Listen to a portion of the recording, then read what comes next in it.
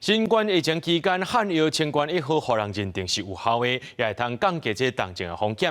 最近流感正咧大流行，专家也指出讲，这清冠1号同款会当压制 A 型的流感病毒，改善相关的症头，而且对即变种的病毒同款是有效。伫咧新冠疫情期间，中医药伫咧防治这部分有发挥作用。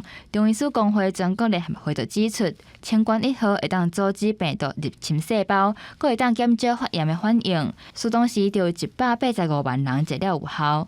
若清冠1号敢有法度对抗目前正咧流行的流感呢？专家是安尼讲。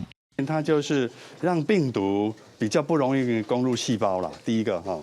那第二个。即便它攻入细胞之后，它会去抑制这些发炎讯号，让它不要发炎的那么严重。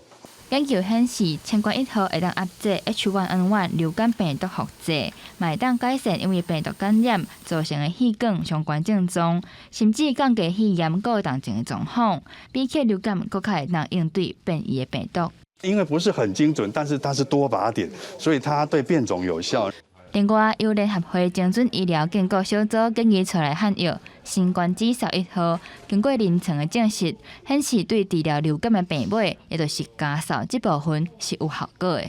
收录了231位病人，然后整个医学统计观察下来呢，他在1到2个礼拜内就起到一个很好的疗效。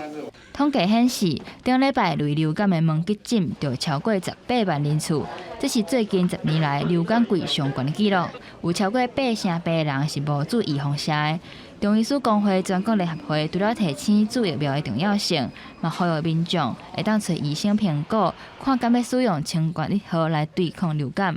公司新闻综合报道。